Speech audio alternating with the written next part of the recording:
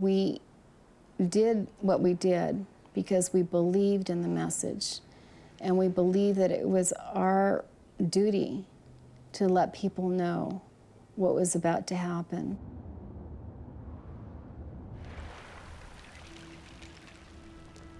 In the San Francisco Bay Area, a radio station made a prediction that caught the attention of the world.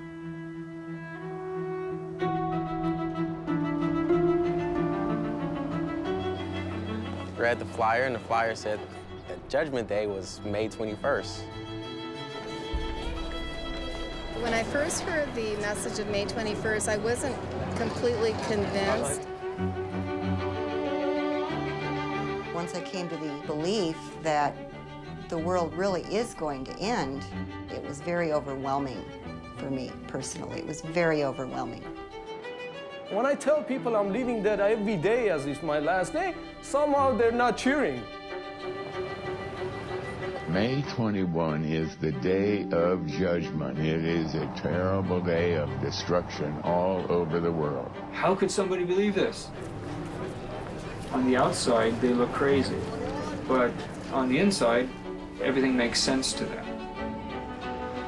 The more a person invests in taking a public stance, the more difficult it is to say, oh boy, I was wrong. This is a story of how people believe, how we turn beliefs into certainties and mistake them for the truth.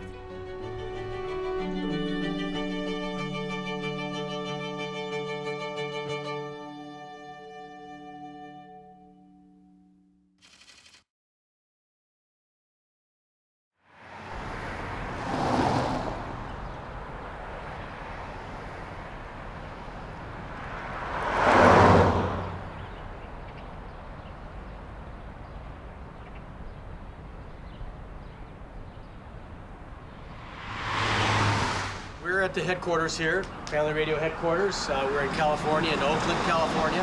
Family Radio began in 1958 in February and has been on the air since. Currently we have 66 AM and FM stations throughout the U.S. and then dispensed through satellite throughout the world.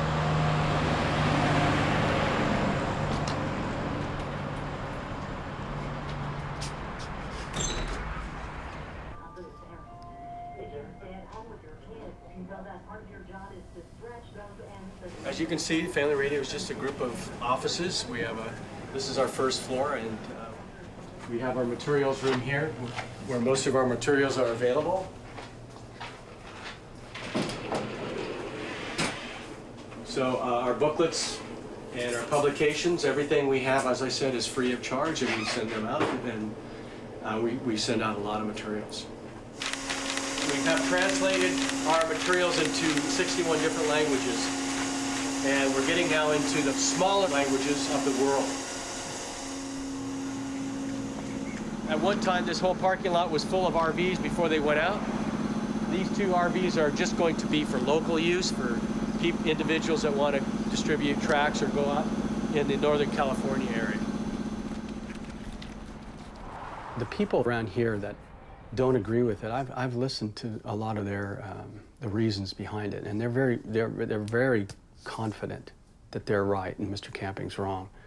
But then when I listen to them and ask them, okay, give it to me, let me hear it. I want to hear it, what you got to say, why you don't think it's true.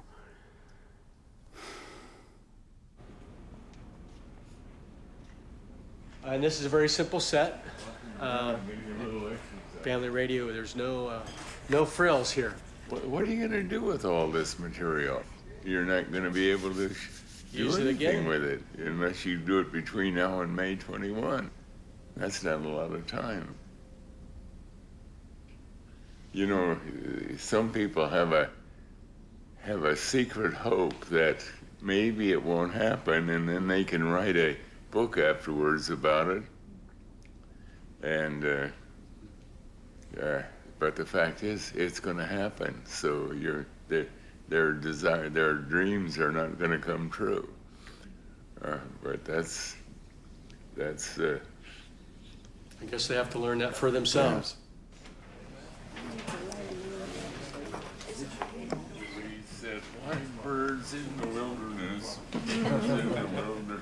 For 50 years, 89-year-old Harold volunteered as a Bible teacher for family radio. And Joel too. If you check the Bible, you'll find they were all buried. In recent years, his focus had shifted to figuring out the end of time and Judgment Day. So they're headed for Judgment Day. These kind of signs are all in evidence. The main outlet for his ideas was a daily call-in show. Now we present Open Forum with our host and Bible teacher, Harold Camping.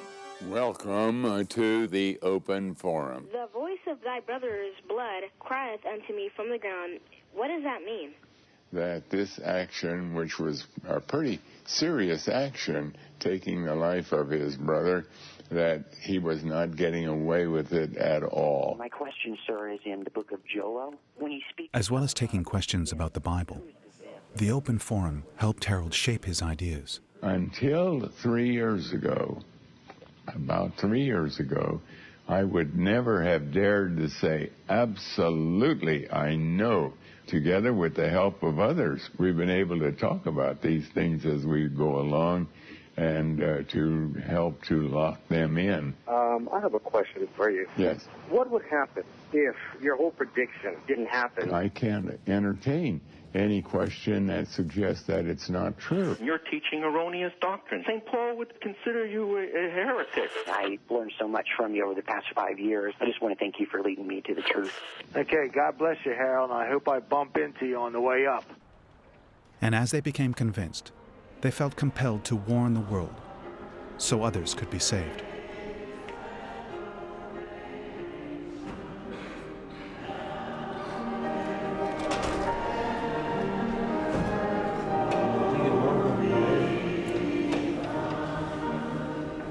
A little over 3 weeks from now, when the graves will open and out of the dust of the earth, whatever remains, there will come people with a glorified spiritual body. Family Radio has started a new project called Project Raise Your Banner. And what we're doing is we're equipping believers that know and understand about Judgment Day, which is in about 27 days. And you have someone walking by, they can see it this way, and then of course this side is Spanish. How many billboards do we have?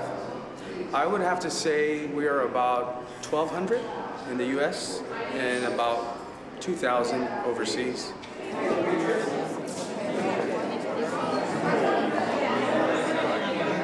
I'm laid off right now, but I'm looking for work, like maybe once a week. You gotta walk around and you can pass out tracts. Well, I'm just still afraid from my relatives mostly.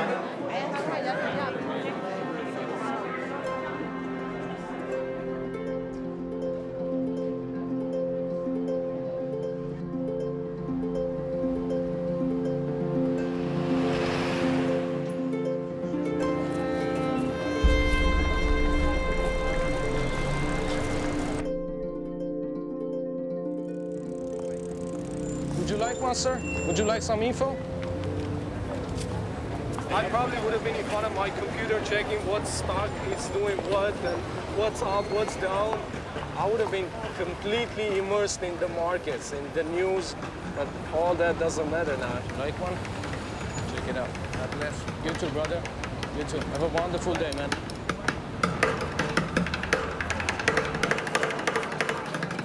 When we see people with a strong conviction, it's easy to forget they didn't always hold that belief.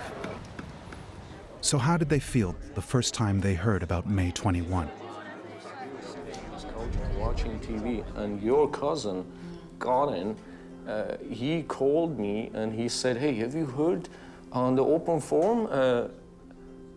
Brother Camping is saying now the date. He's saying the date, May 21st." Some eccentric guy on campus, so I took a flyer from him and I read the flyer, and the flyer said that, that Judgment Day was May 21st. My son who lives with me was a little concerned. He felt that, I don't know if I could believe this, Mom, and this is what he's teaching. I don't know if I want to listen to family radio anymore. At that time, I was just getting done with the remodeling of the house, and In April we bought it, but it took us so many months to get it done, and I wasn't even listening to the radio at that time. I didn't give it much credence. I didn't give it much attention. You know, I just put it away and ignored it. My reaction, on the other hand, was to say, well, let's take a deep breath. Let's see where he's getting the information from first, and then let's see what we find out about that and decide on our own. But how did they go from being unsure to the certainty they displayed so publicly? We came up with this analogy of the pyramid because I think it really captures how people can get themselves entrapped in a belief and a set of actions that over time takes them very far from their original intentions. There are two people standing at the tip of the pyramid, and at that point they're very close together, meaning their attitudes about a particular thing are almost identical, just a hair's breadth apart. They have to make a decision. Do I want to blow the whistle on this illegal activity in my office or not? Do I want to stay in this bad marriage or not? Do I want to cheat on this exam or not? Do I want to believe the world is going to end or not? Now, my guess is they're listening to him because they enjoy what he's saying. They're pretty much in agreement with his general philosophy.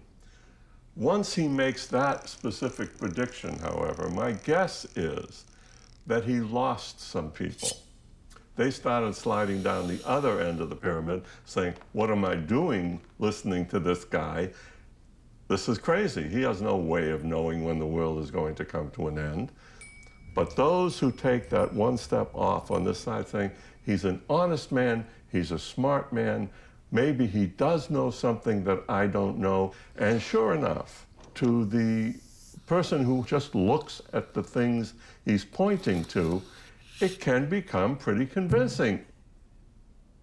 Once a person takes a step in one direction or another, they will justify that choice. They set in action a series of self-justifications which lead to further action, which leads to further self-justification. That's why the more a person invests in time, in effort, in taking a public stance, the more difficult it is to say, oh boy, I was wrong. Then as each person moves down those sides of the pyramid, justifying their belief in camping or their not belief in camping, they move further and further away from each other. Meaning their attitudes, one step at a time, become more and more strengthened in the direction that they're sliding. Sunday morning, 11 a.m., I'll be having my graduation ceremony. When you have all the evidence, going through with the finals and the graduation just doesn't mean anything, you know. Inwardly, I just wanted to walk away. But at the same time, I also thought about, you know, my mom and how she would feel about that. And, you know, all the work that she put into me for me to go through school. I have spoken to my friends about this, and they were just like me at the beginning, you know, when I first saw this as a freshman. You know, not giving it any credence, just thinking that it's just the production of some crazy person, you know. So that's kind of how they look at it and look at even me right now.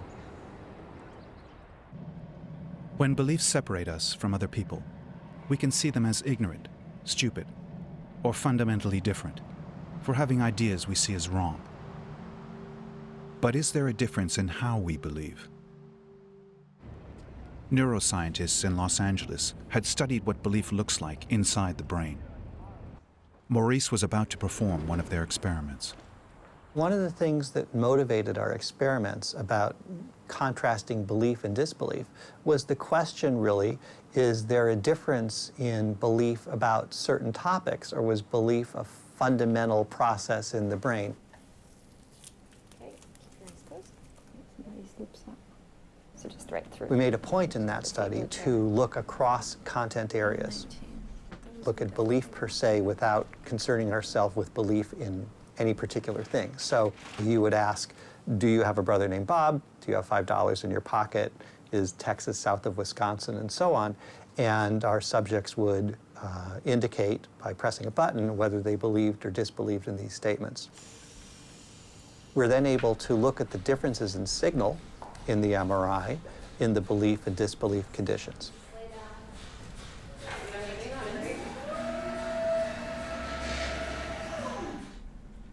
Inside the scanner, Maurice responded to statements about his general beliefs and about May 21 and the rapture. How would these different beliefs show up in the brain? This movie shows the evolution of the brain activity that occurs when somebody believes a given statement. So the area of your brain that seems to be most activated when you're believing something is this ventromedial prefrontal region. In the original experiments with a group of subjects, Mark's team looked at the difference in brain activity between believing and disbelieving. What we have here are some of the data contrasting brain signals in the functional MRI. The top panel here shows a region whose signal increased during the conditions of belief compared to disbelief.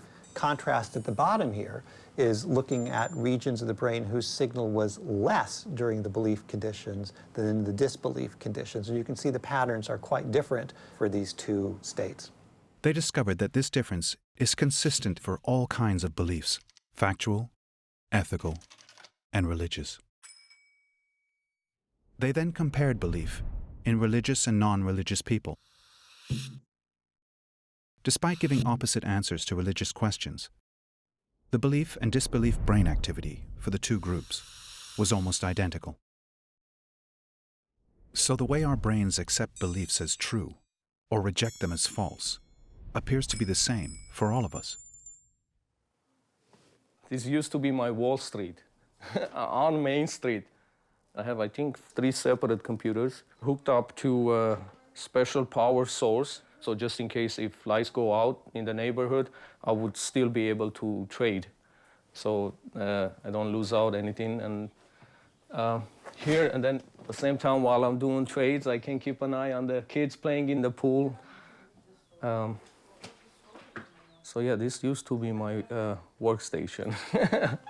I haven't turned on this computer for a long time. Sometimes I just turn only one of them and check some stuff. But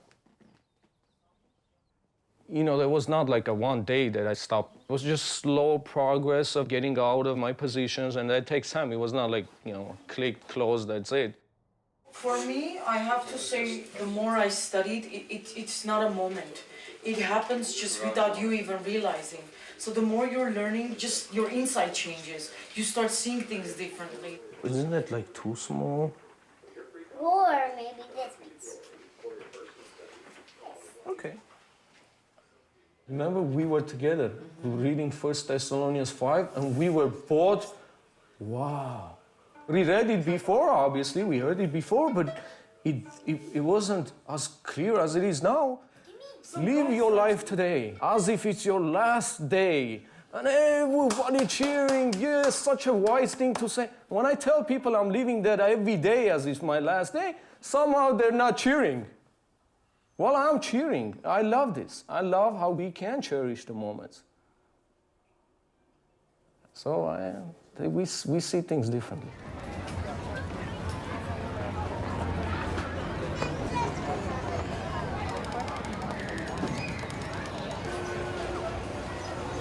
We went back and forth, and kept listening to the information as he was putting it out there. After a bit, we became convinced that yes, it was truthful, and we were at peace with it. I had been with my company for 18 years, and I became so convinced that I had asked for a leave of absence for the entire month of May, which they had already granted. But in thinking about it, I decided, well, if I ask for leave of absence, that means that I expect to come back. And I can't really say to the people that I work with, the people that I've known for 18 years, why I'm leaving. And that will really weigh heavily on my heart. So instead of that, I decided to quit. And I turned in my resignation, and I was able to, express to everyone why I was quitting. And it made it a lot better experience for me.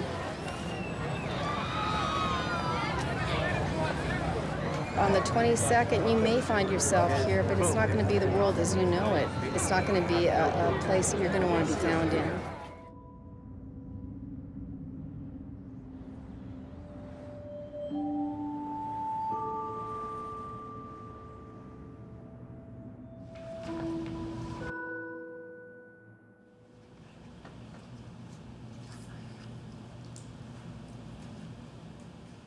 I grew up with family radio because Mr. Camping is my father.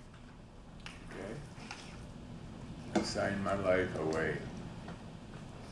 He was telling me how he had come to think that the end of the world was coming in 2011, and so I was listening to that and I was studying it myself and thinking about it. And that was really a strong enough feeling for me that that was one of the reasons I wanted to come work here. Maybe a year ago, I was thinking, what if I'm wrong? Or what if we haven't figured this out right? Then what will happen? You know, I was kind of waffling back and forth because I wasn't sure.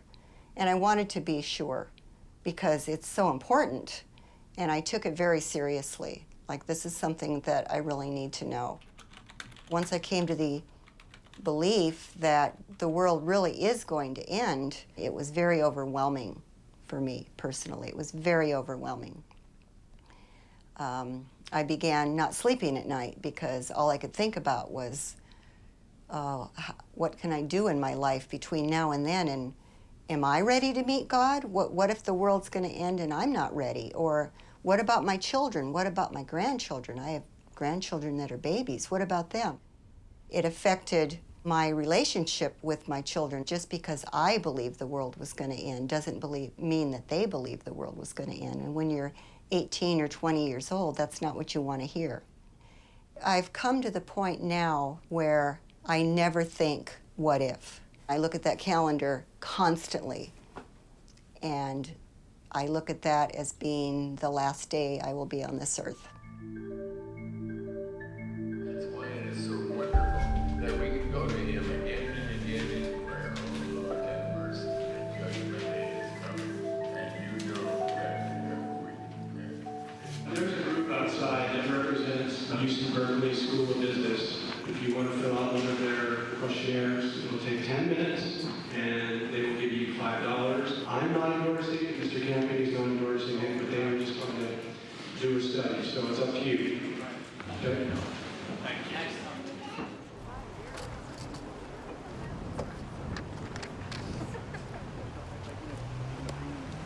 As economists, we normally offer money as the incentive, just because it's very consistent across people. People have the possibility of taking $5 today, or potentially they could make up to $500 in 4 weeks' time, when at that point the end of the world was announced to be in 2 weeks. Our sense was to put them in this position where to really make it costly to actually say this, because it's very easy to say that you believe something, but when it actually is really costly, that becomes much more difficult. It was 23 out of 25 said, I want the $5 today. I have no interest in the $500. And that was something which we honestly did not expect. We expected at some point there would be kind of a trade-off. A lot of the time they didn't take the money, or they said donate it to Family Radio. Amazingly, when I went to donate the money to Family Radio, they actually said, we don't need it. We've already paid for all the billboards, so we have no need for this donation at all.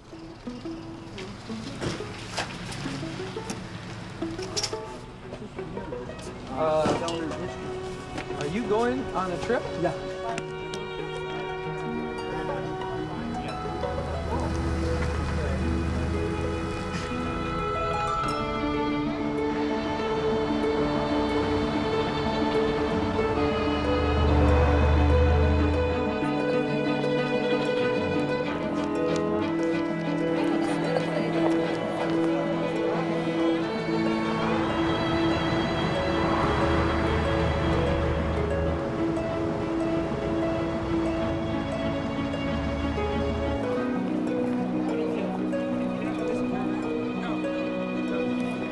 Harley's in my garage, it's crying. My friend called me, they said, dude, you ain't gonna go to Downeyville?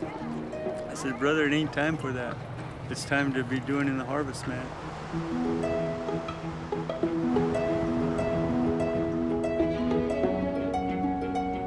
This isn't a permanent structure, so, you know, it's just another way to get the gospel out.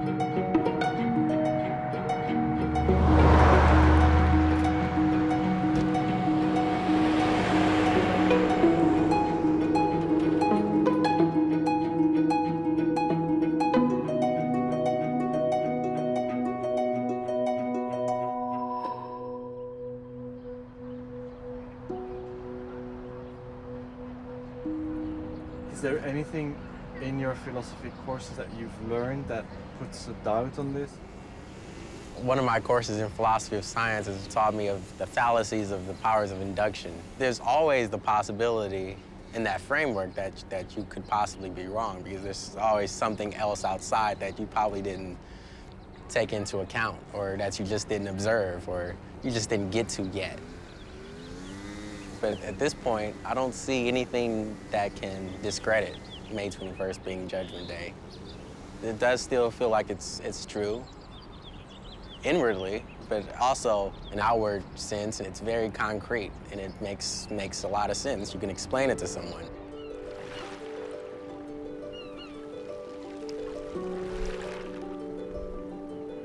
Over many years, Harold Camping and fellow believers constructed an intricate scheme, a puzzle in which all the pieces fit. At its heart was a biblical calendar of the history and destiny of mankind. Key events in the calendar were linked by numbers with spiritual meaning that told a story about salvation.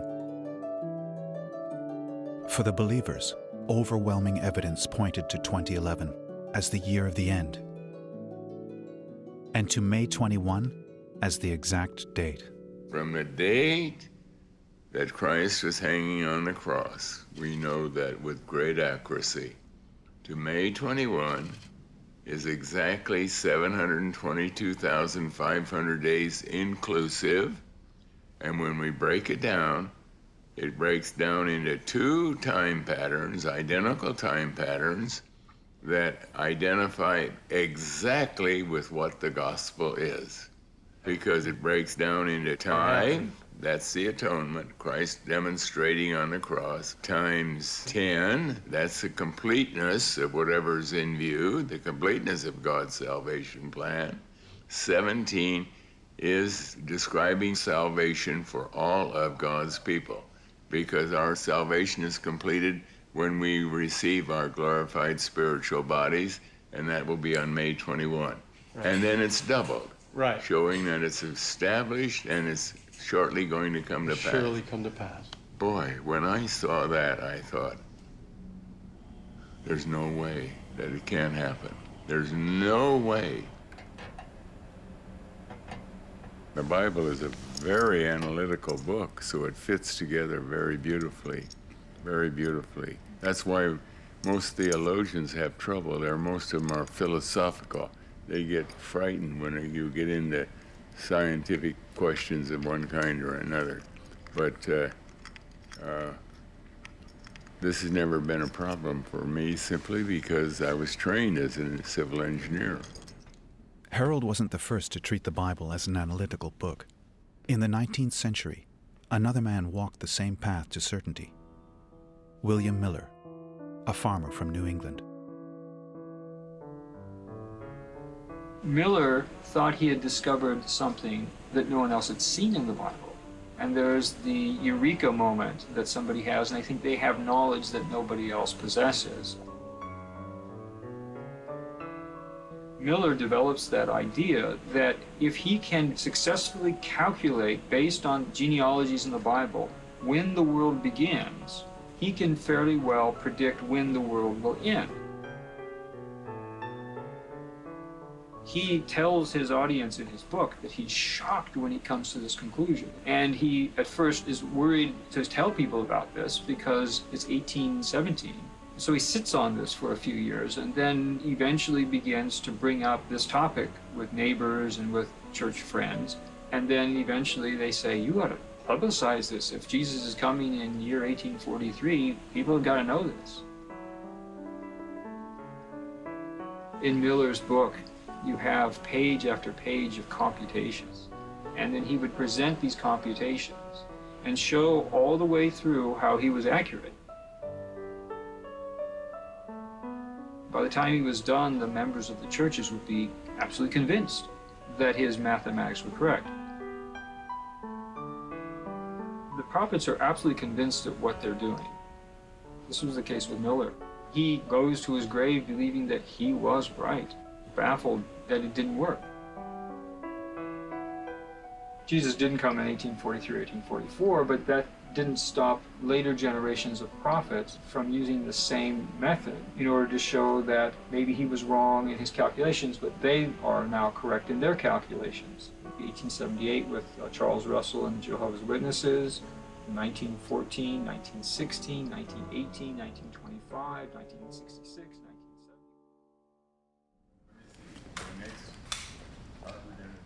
Harold himself predicted Judgment Day before, but for believers, that prediction was different. September 6th of 1994 will be the last day of the final tribulation period. First, second, third, fourth, fifth. Even if the world doesn't end, camping's cheerful about the future. So you keep going if it doesn't happen. You just keep on I trucking. just won't retire. Right. I'm planning to retire in September, but if it doesn't happen, I can't retire. I got to keep working. In 1994, there was an alternative, 2011. It was a difficult time for Mr. Camping because he had to, people were saying, see, you told you were a false prophet.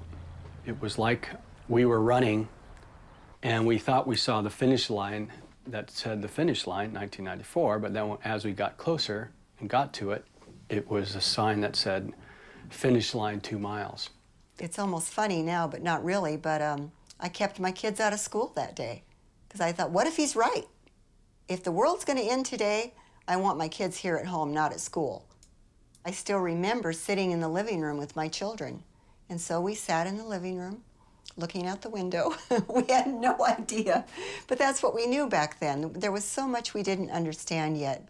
And then, of course, it didn't happen. And then my daughter said, Mom, you ruined my perfect attendance record. I said, yes, but it seemed like such an important reason.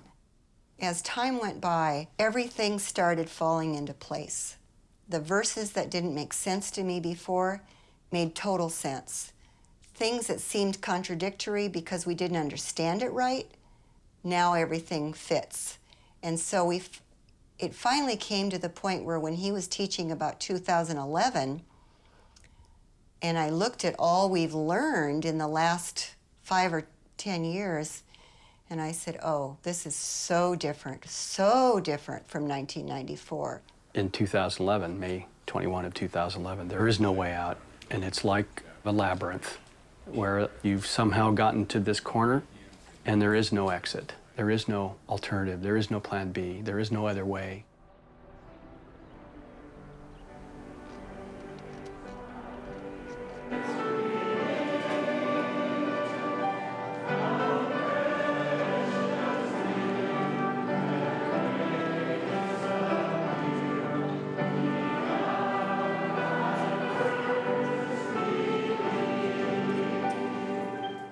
There's no human being in the whole wide world who has ever been in this state of anticipation and fear and hope. That's never happened before in the history of the world. We happen to be the end time generation. On that last Sunday, more people than ever showed up at the fellowship.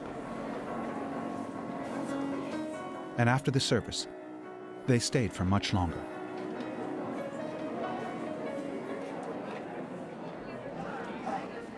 A strange mix of anticipation and normality hung in the air.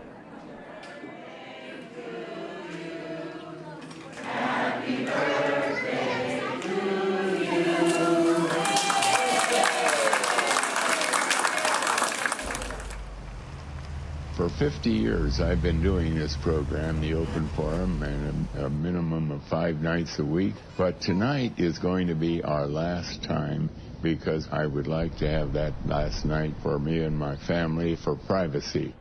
When May 21st is a normal day, should we remember that Harold Camping is a man who made a mistake? The problem is that May 21 will not be a normal day. We know beyond a shadow of a doubt it is going to happen. And we don't even countenance a question, what if it doesn't happen? It's going to happen.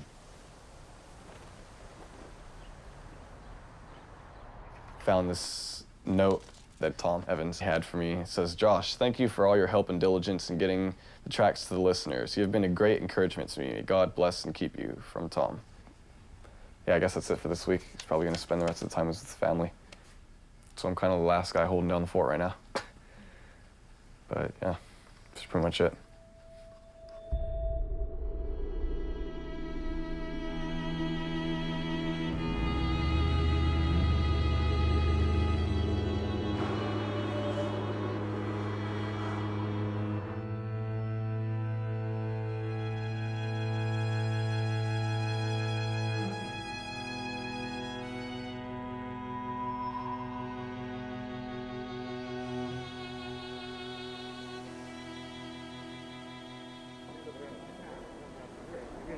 The Lord is going to come first, but then there's going to be a great earthquake for the people that are left behind. It'll be 6 p.m. in all of these countries. After it has hit Kiribati Islands, you're going to know about it because you're going to hear it in the news tomorrow. Each island going to have earthquake, yeah, you're going to hear it in the news. Open up. Kiribati, mega earthquake.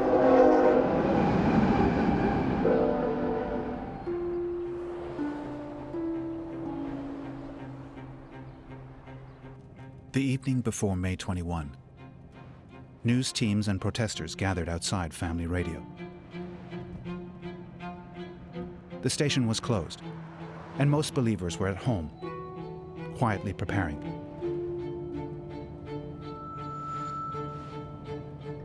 Jane had opened her house to fellow believers that night. Together they would wait for news of the rapture and the earthquake.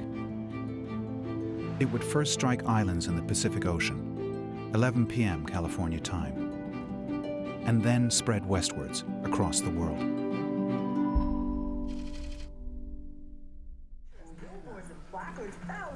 There we are. Oh, thank you, Jane. Thank you. Is tomorrow. Why do they think so?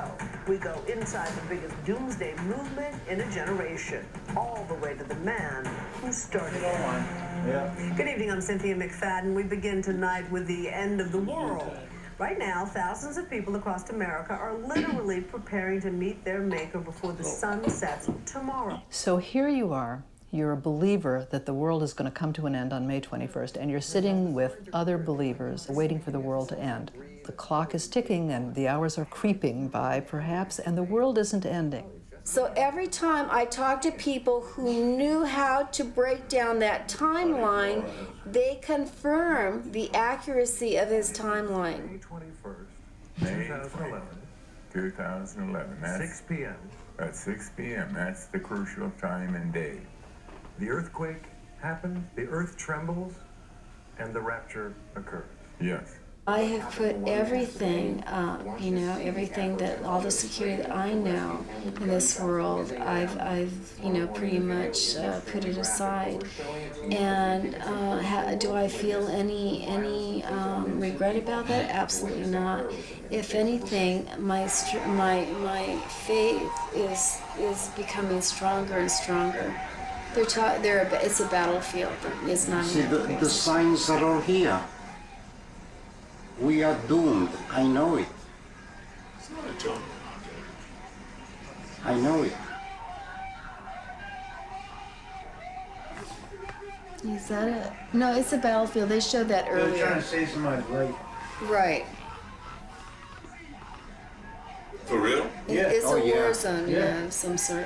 As the world fails to end, you are beginning to feel more and more agitated.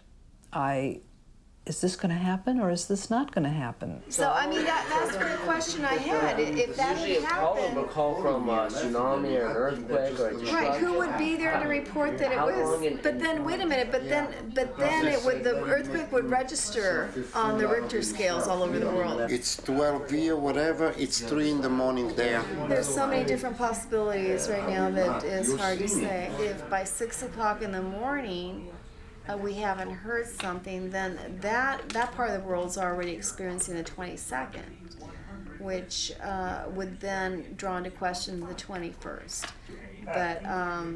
But it's not 6 o'clock yet, folks. So you know, 6 in the morning, I'm telling you. 6 in the morning. There's still the other possibility. Any time between now and then, actually. Now, typically, as the anxiety rises between I'm waiting for the world to end, and it isn't ending, the dissonance will start to feel more and more acute. Dissonance, you understand, is as uncomfortable as hunger and thirst. It's a motivational state. We may not know that that's the term for it, but it's that feeling in your gut that something is not right here. And so as that anxiety builds for people, as they see the prophecy is not going to pan out, they will then have to find some way to reduce that anxiety, to reduce that feeling of dissonance. Everyone has heard Judgment Day, May 21. I mean, the entire United States has been informed. Could we have seen that even a month ago? We could have seen that happening, but yet that's what he said would happen. He says, believe me, before this thing happens, everyone in the world will have heard. The majority, and that's exactly what he said. And I'm seeing this happening right now. I mean, you can talk all you want about the negative press, but everyone is being informed in a way that I never could have seen. 6 in the morning is going to be a whole different ball of wax, folks. The world's going to be singing a different tune.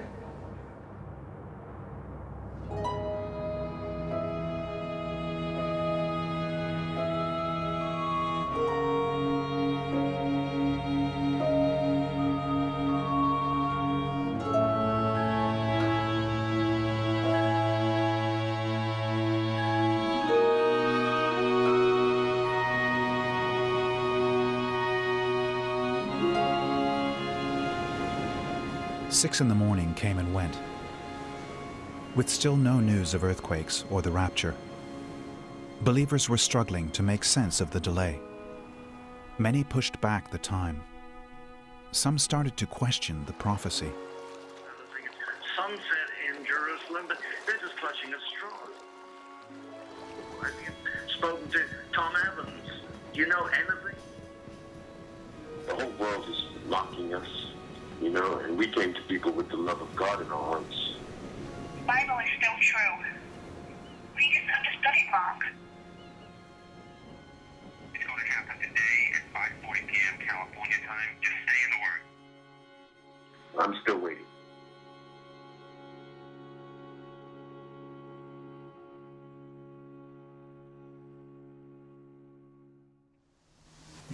No interviews. No interviews.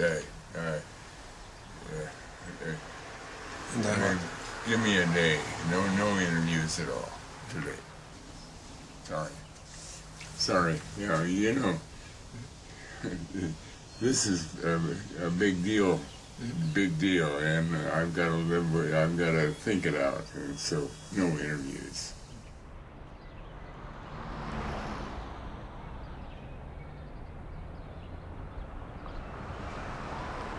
Nobody here today, though, huh?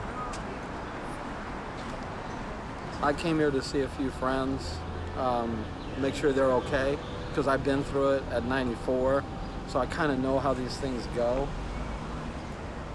Setting these dates, it just leads to confusion, separation, and then people look at it, everyone like, okay, there's that crazy Christian group, what are they up to? Instead of all the things that are a blessing about the Christian life.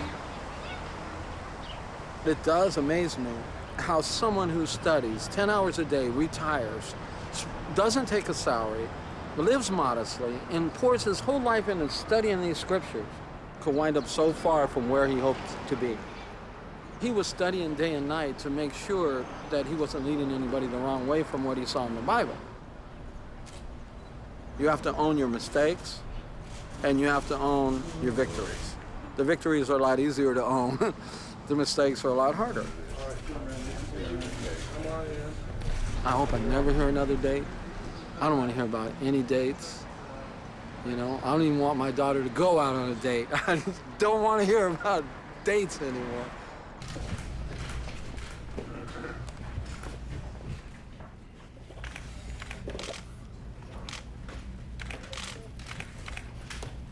We had all of our dates correct.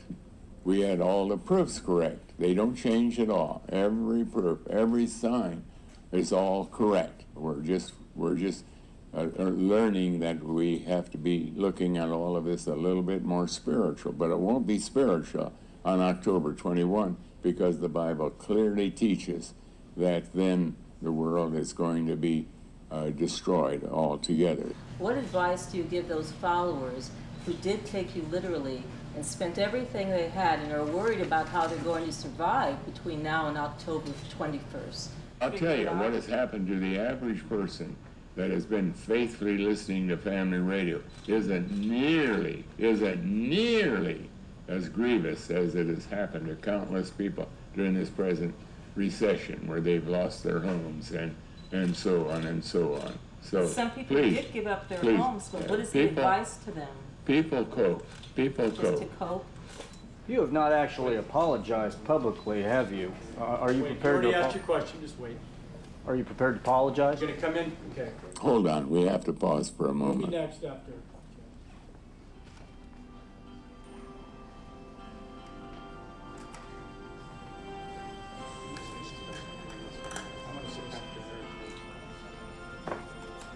One thing I want to say something to you guys, because one of the things I noticed about the media is you want to blame him now, even though you are the ones, you're duplicit in this as well. And you can't just turn your cameras on him when you have taken and run with this and you love this story because it's good for you. If people want me to apologize, I can apologize. Yes, I did not have all of that worked out as accurately as I should have, or I wish I could have had it. And when I make an error, then I say, yes, I was wrong. It was to be understood spiritually. Can we interview you after October 21st? May you? If I would stand here, of course you could. But I'm not going to be here after October 21st. Okay? I'm going to go. Yeah.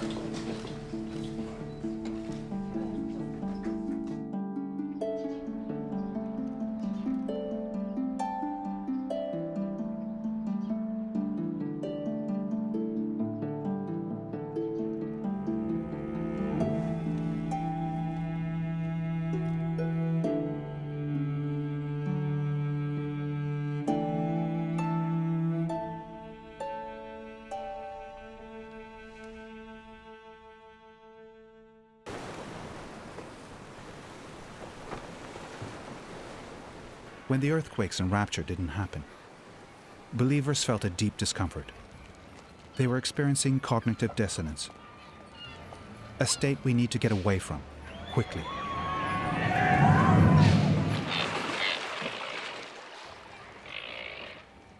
Almost all of us believe that we're better than average, that we're smarter than average, that we're more ethical or moral than average, that we're sensible, decent people. When we do something that violates that general self-concept that we have, it creates cognitive dissonance. What dissonance means is, we who see ourselves as good, kind, competent people, if we are now confronted with evidence that we just did something that was unkind, hurtful, foolish, incompetent, or wrong, we have a choice. We can say, I better revise my view of myself, or we dismiss the evidence. Most people take the direction of least resistance. It's easier to dismiss the evidence than to change our view of ourselves. Now, of course, there's a third way. I remain a good person, and the thing I did remains a wrong thing, a bad thing, and a harmful thing. Now, how do I learn from this bad thing I did or this foolish belief I held so that I don't repeat it, but without it affecting my basic self-concept that I'm pretty good? When May 21 came around, everybody was listening for that earthquake to occur. It was the first time believers were meeting since Judgment Day. To hear how Harold made sense of it all.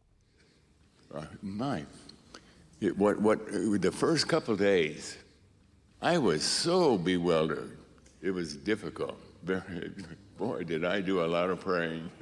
And I've been praying ever since for a lot of reasons. And but finally, I was reading in a little newspaper article about what my friend... In his talk, he gave a long explanation of how a newspaper article helped clear his confusion. The minute I read that, the light dawned.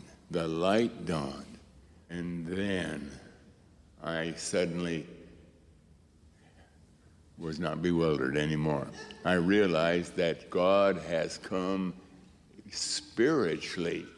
Judgment Day has begun.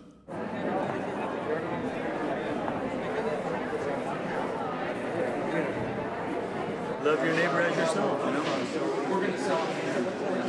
And that's what I tried to show him, you know? No more cameras.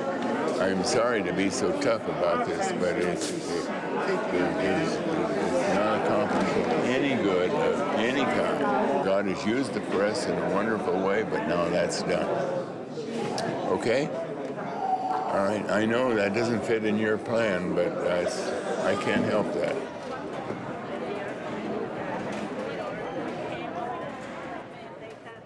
There's just a lot of bad feelings and emotional stuff that we're dealing with. So it's been challenging, and I think it's going to keep being challenging. That date had always been there as the end. That had always been there. So I'm not going to say now, well, we had that wrong, so probably that's wrong, and probably that's wrong. You know, that would just be foolish. But I'm not focusing on it at all.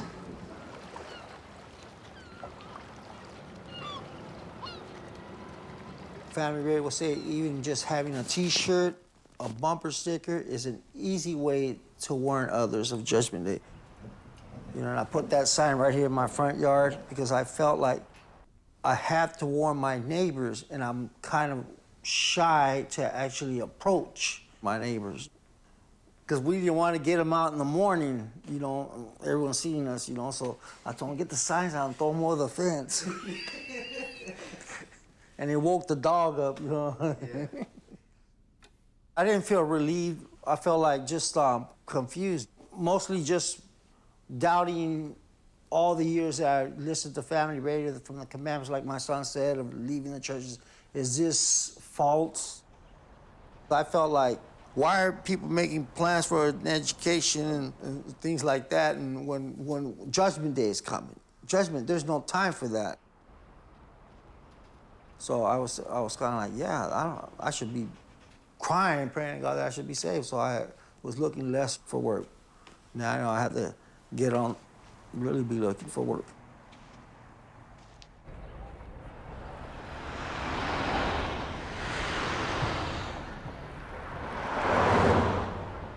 When it got later and later, 10 o'clock turned to 11, then 12, then 1, we understood that it wasn't something that was going to happen after all.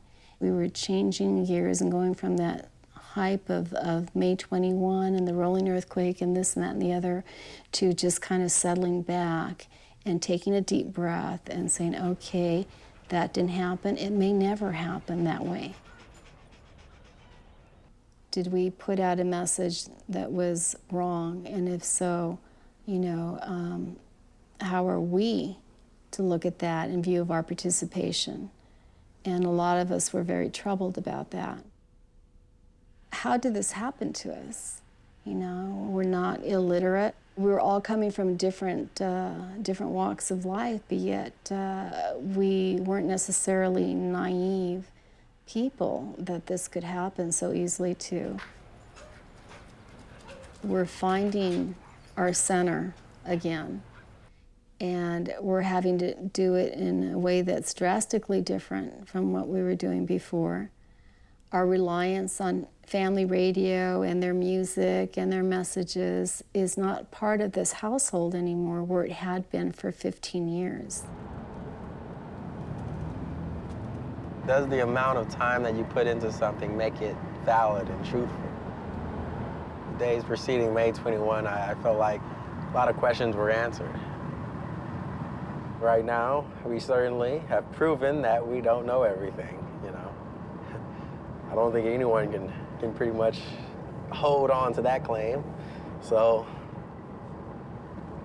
yeah. Who knows?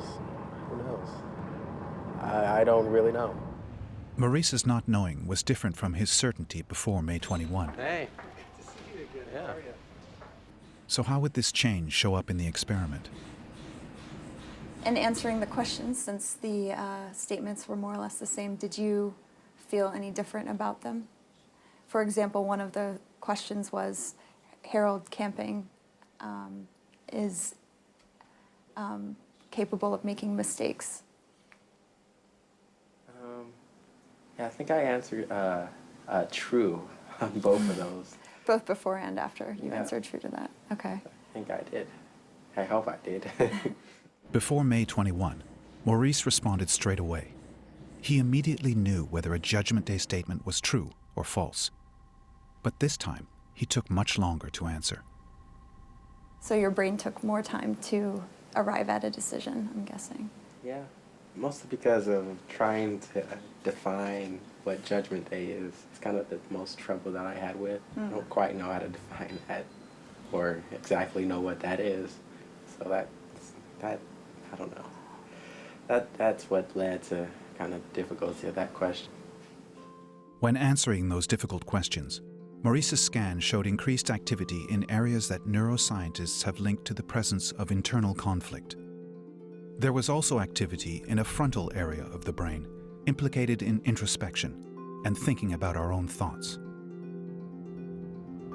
And in rethinking his former beliefs, Maurice was left with the question, how could something that fit together so perfectly not be right?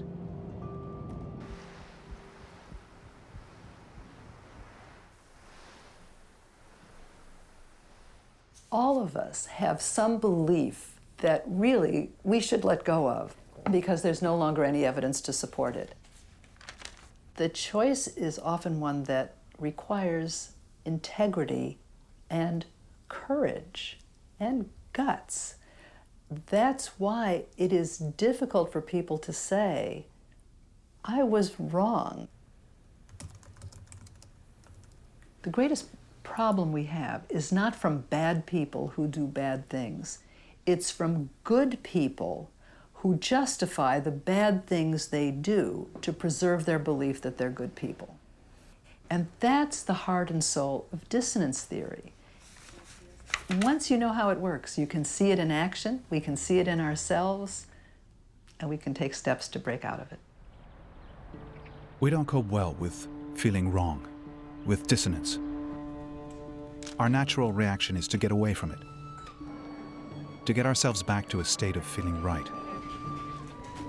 But in our desire to be right, we are at risk of turning our beliefs into certainties and mistaking them for the truth.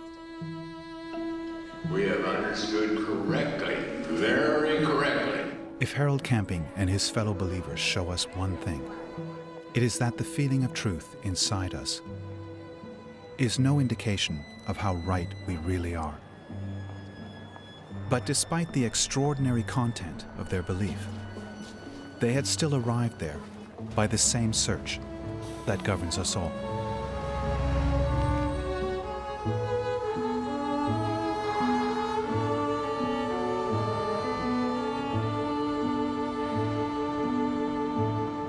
Although know, you can obtain some truths, but to cover all truth is a continual search. It's a continual seeking.